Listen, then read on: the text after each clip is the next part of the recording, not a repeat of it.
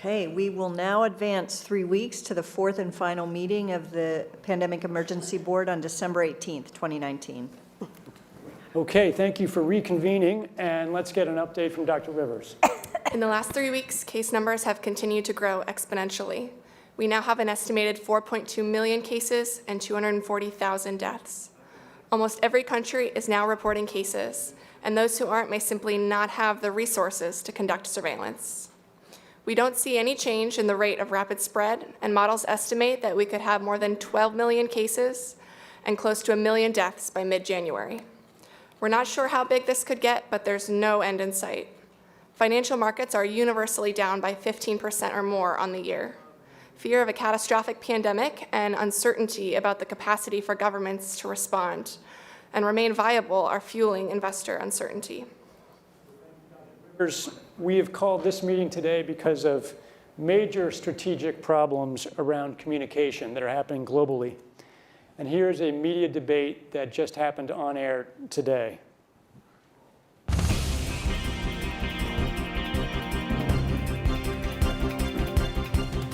Alarming news emerging from social media companies today about the CAPS pandemic. Twitter and Facebook are reporting they've identified and deleted a disturbing number of accounts dedicated to spreading disinformation about the outbreak. For more on this, we go to our correspondent, Catalina Parks. Chen, these accounts were created by several state-sponsored groups intending to sow political discord, and some individuals are seemingly seeking to gain financial advantages. Violence against healthcare workers and minority populations has been increasing. A recent riot highlights the real danger in these posts.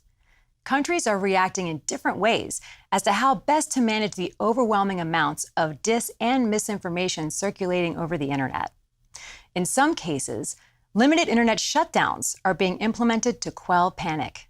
Thank you, Catalina. For more on this, we are joined by experts on crisis communications and social media, Kevin McAleese and Sarah Lee.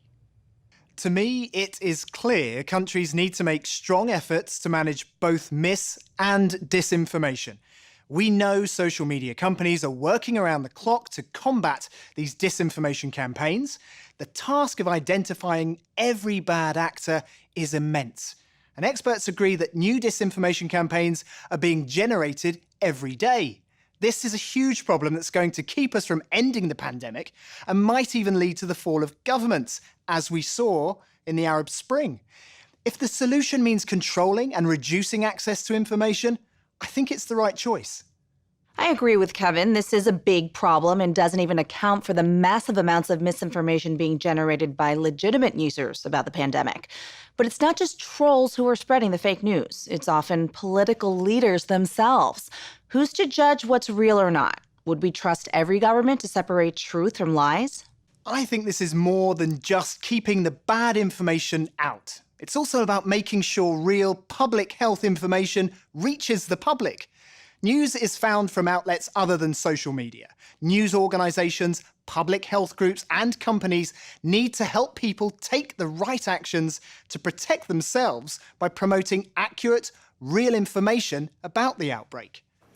Okay, for more on this, we're going to get a briefing from our communications expert, Dr. Sell. Global health experts have highlighted that dis and misinformation are wreaking havoc on the CAPS response. Health workers are under attack in a number of locations due to rumors that they are purposely spreading the disease.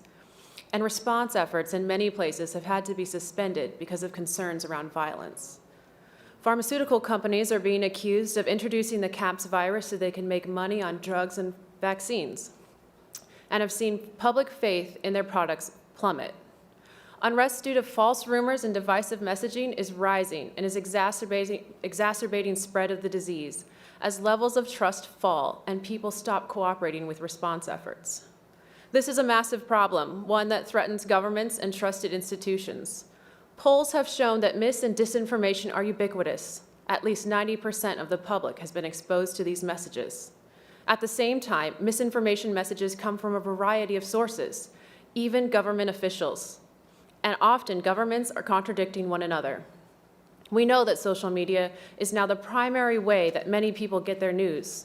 So interruptions to these platforms could curb the spread of misinformation, but could also limit access to information from legitimate sources. health ministries around the world are attempting to combat mis- and disinformation by amplifying public health messaging through social and traditional media. But they are being outpaced by false and misleading information. National governments are considering or have already implemented a range of interventions to combat misinformation. Some governments have taken control of national access to the internet. Others are censoring websites and social media content. And a small number have shut down internet access completely to prevent the spread of misinformation. Penalties have been put in place for spreading harmful falsehoods, including arrests. Other countries have taken a more moderate approach and have focused on promoting fact-checking efforts and working with traditional media outlets, yet these approaches are limited in scope. Social media companies report that they're doing all they can to limit the use of their platforms for nefarious or misleading purposes. But this is a technically difficult problem, and false, misleading, or half-true information is difficult to sort without limiting potentially true messages. The bottom line is that members of the public no longer know who to trust. Both the misinformation and the measures to control it have led to a crisis of confidence. Thank you, Dr. Sell. So here's the policy crisis for this meeting of the board. How can governments, international businesses, international organizations ensure that reliable information is getting to the public and prevent highly damaging and false information to the extent that's possible about the pandemic from spreading and causing deepening crisis around the world? How much control of information should there be, and by whom? And how can false information be effectively challenged? And what if that false information is coming from companies or from governments? So, your views would welcome. So I would start by pursuing where trust exists in the ecosystem. Jane, in a prior meeting, mentioned that there's considerable trust by employees of their employer, and that's been borne out by our own trust barometer in the last several years, where it's extraordinary the amount of trust given to the employer. And coupled with that, in times of crisis, as we're living, the role of the CEO and the trust given to the CEO for advocacy and for advancement of accurate information is considerable. I would marry the business leadership of the employer with business leadership organizations, such as the BRT and like enterprises around the globe. But I also think we're at a moment where the social media platforms have to step forward and recognize the moment to assert that they're a technology platform and not a broadcaster is over.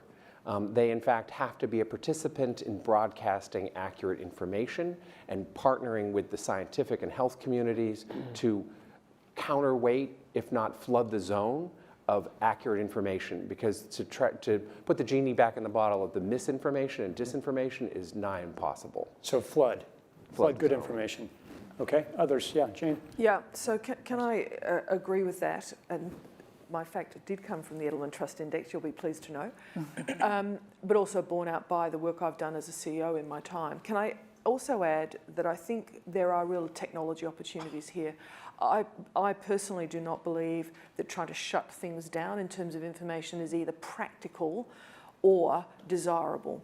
And we do have, I think, a couple of strategies that are available to us, one of which is the flood strategy, second of which is relying and informing and equipping trusted sources of information with the facts so they can then pass that on. But we also need to actually think about a technological answer to this. So there is work that's being done to actually create algorithms to sift through information on these kind of social media platforms. And I know that the Gates Foundation and others are funding organisations to work on things like this in order that people can actually have more confidence in the sources that they will use in any event. So I think both a detailed solution working with individuals, but then also thinking about technology is something we have to advance. Asti. So looping back into the trust barometer, last year in Davos it was released that trust in traditional media sources has grown while trust in social media sources has gone down specifically after the last elections in the United States. So I think one of the ways that we need to approach this is to make sure that we have the right representatives on traditional media networks in order to portray our side of the story and make sure that there isn't misinformation. I agree with Jane that shutting down internet is only going to cause extra panic and extra anxiety. In fact, that staff tells me places where internet access has been shut down, there's unrest growing. So we're not only dealing with this specific situation, but really people not trusting their governments at this point. And so I think we really need to make sure, one, from a news perspective, that information is being disseminated correctly and that we have the right resources out there to provide this information. I also think that there is a good point in trusting in employees, in your employers. There are lots of communications channel. For example, during the Ebola crisis at Texas Children's Hospital, we had daily briefings with the CDC to tell us what the situation was. And because of those daily briefings, we used between the intranet, internal global communications, and town halls, we use those sources to be able to disseminate information and make sure that our employees knew exactly what was going on, coming straight from the source, whether it was from our CEO, our chief nursing officer, others within the hospital. Okay, Tim and Chris, oh, sorry. No, I think a complementary tactic too is to tap faith-based organizations and civil society and other institutions to recruit them also to basically, almost at a grassroots level, continue to basically have the integrity of the information. So I just pick up on the daily briefings, or twice daily briefings. During H1N1, WHO filled the parking lot in Geneva with the global press and provided them daily updates on what was happening. And I think that's a manifestation of flood, meaning you have to lead and lead regularly. And I think in the terms of the content is what we know and point to where communications have actually been pretty good. I think we projected the exponential increase in this quite well, and therefore there's legitimacy to what's being communicated. And so be clear about what's being communicated that we know and that is right, but also be very clear about communicating what is absolutely wrong. And being clear about that, and then also being clear about uncertainty and that's being managed. So I think in those three domains, very important not to deny, but to speak to them very clearly in the context of a daily briefing from, in this case, I can't imagine any other institution than WHO being the focal point. Martin and Chris, and then I'll come down this line. Thank you. I fully agree that this is pure crisis communication, and crisis communication today, also social media is part of it. And just to limit or even stop social media would create a huge damage. And we should use it, we should get it on our side, we should work together with them, and we should try to avoid this misinformation. And another topic is, I mean, our industry, there are indications meanwhile that we are getting this social conspiracy theory topic, that we are part of this conspiracy theory, that we are supporting this, that wealthy countries will spread out caps to poorer countries. And this is a clearly thing of social media that could be directed via clear crisis communication and confirmed and regular updated information. So I also agree with Matthew, companies this responsibility that the CEO talks to the staff, that the CEO improves this information flow, and then we have a chance to get it channeled. So in this case, are governments, do you think governments are at the point where they need to require social media companies to operate in a certain way?